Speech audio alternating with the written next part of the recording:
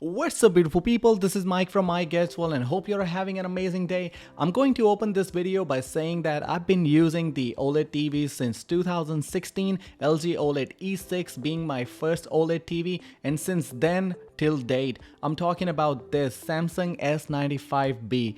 It's the brightest OLED I've ever unboxed and demoed. In this video, we're gonna be doing the unboxing. I have some demo for you guys and we're gonna be looking at some settings that we should turn off when you get the TV. And also we are doing the screen uniformity test in this video, so make sure to watch this complete video.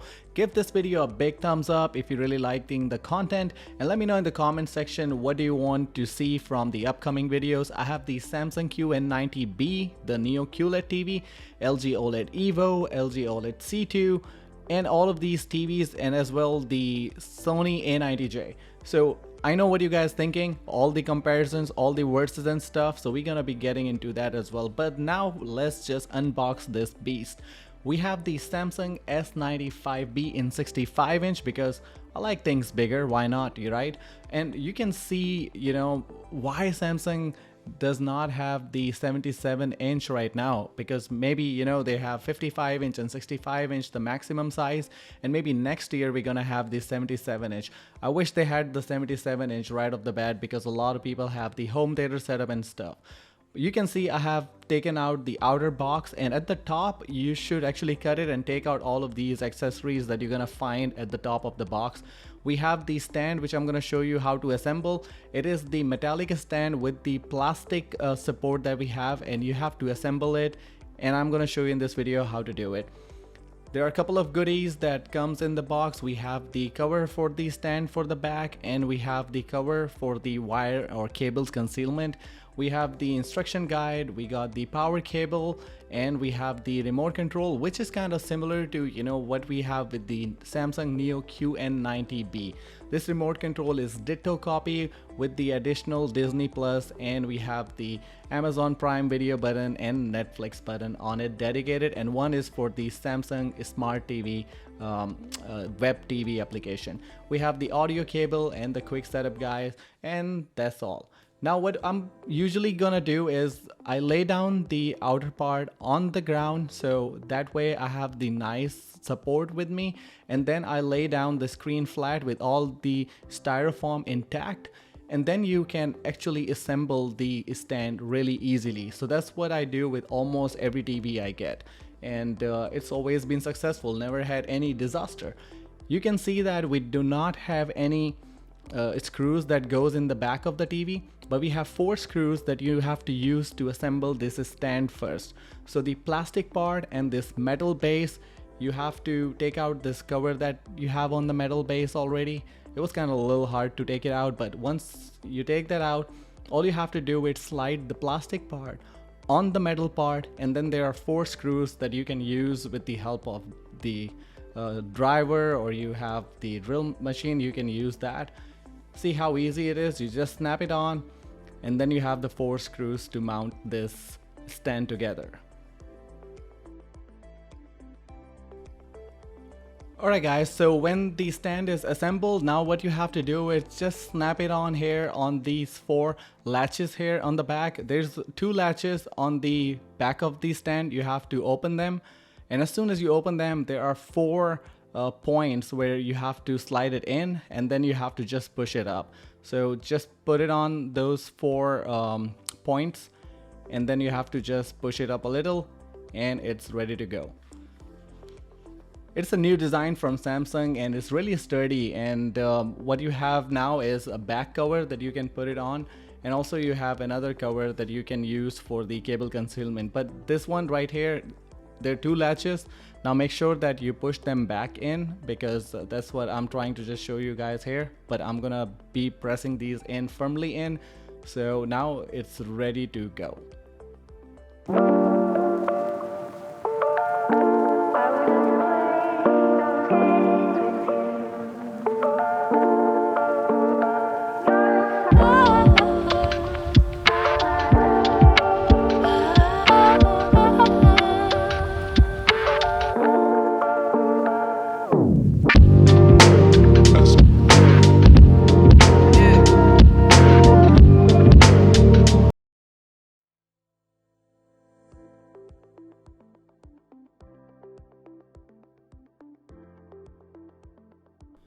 Alright guys, so this beautiful thing is assembled and I'm placing it here temporarily because I have other stuff in the living room right now. But as you can see, the TV is really slim. They call it laser slim for a reason. It's actually thinner than the iPhone.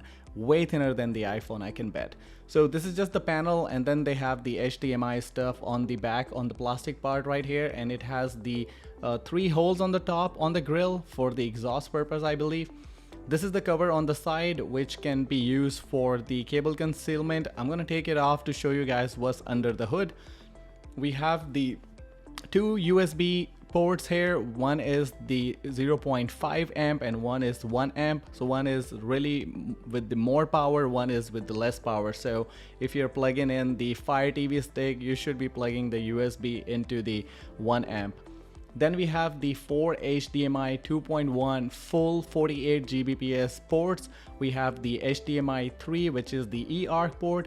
Then we have the LAN for the wired connectivity. We have the external link. I don't know what exactly that is, maybe for the service. And then we have the antenna, which is ATSC 3.0. So that's all we have from the ports on the back and on the left side of the TV. Then you can see that we have the power cable. I put the cover already on, but what you have to do is first put the power cable and then you can run it through the concealment points, and then you can put the cover snap on it. And that's how you're gonna have the neat.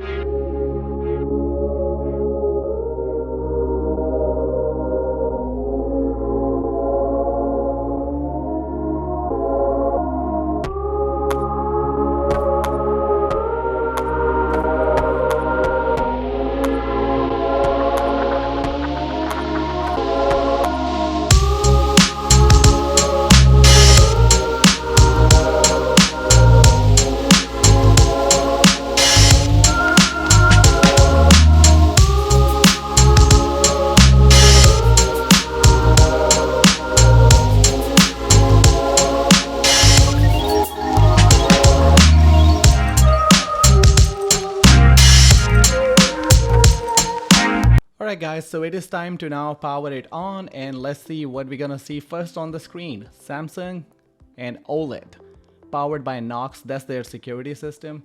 Same for the Galaxy phones and all that. And the discover great new possibilities. Yes, sure, we're gonna discover all the possibilities. Now there's a setup. You have to do it using the smartphone or remote control. It's up to you. I usually prefer to do it by the remote control. I have nothing plugged in right now, so I'm just gonna skip through the setup.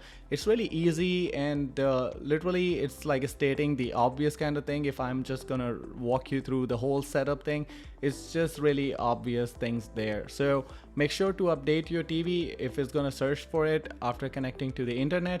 I usually update my TV right away. If there's any issue that Samsung has fixed, I want to make sure that I do my TV, and make sure to update my TV so that I don't have that bug or issues.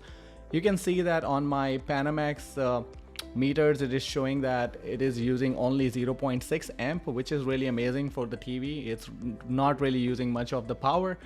And then once everything is good to go, we have the update installed. We have the TV screen here, the main menu, and the main menu is the new home screen, which I personally don't like anymore because it's pain in the butt. You have to press the home button, it takes you to the home screen, which is the full screen. It used to be really easier to switch between the sources by pressing the home button before, but now we have this full screen menu. So whenever you are on a source, you press the button, it's gonna throw you back to the home screen. A little annoying, but it's a new refresh look from Samsung. It's a new Tizen software look, which is taking a lot of resources. It takes sometimes little time to load all of these resources. We have the thumbnails and everything here.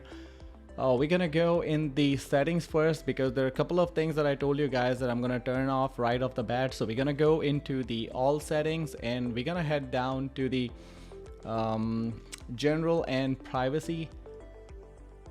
Come down a little more, yes, right here, and we're gonna go to the power and energy saving. In the power and energy saving, we're gonna turn off the brightness optimization because it's gonna adjust the brightness by itself. When you're in the dark room, bright room, I just don't want TV to do that. Motion lighting, all of that stuff that actually affects the brightness, I'm gonna turn it off. Same goes for the auto power saving. I'm gonna make sure to unleash this beast, not to have it leashed. So I'm unleashing by turning off all of these features. And we're gonna go into the picture presets and show you what picture presets we have. I'm right now going to the general and privacy, and one more thing that I want to show you is the panel care. It's kind of similar to what we have on the LG OLED TV. We have the pixel shift, which is to prevent the burn-in, so it's gonna switch a pixel. We call it pixel shift. Then we have the adjust logo brightness. It's gonna adjust the brightness of those static images and static logos on the screen. So that's what we have in the LG OLED TVs, and also we have it here. So I'm gonna keep it on the low the way it is, and then we have the panel refresh, which is pixel refresh. It is kind of similar to what we have in the LG and Sony TVs. It's gonna take care of the issues with the TV, any retention whatsoever. So we have the pixel refresh.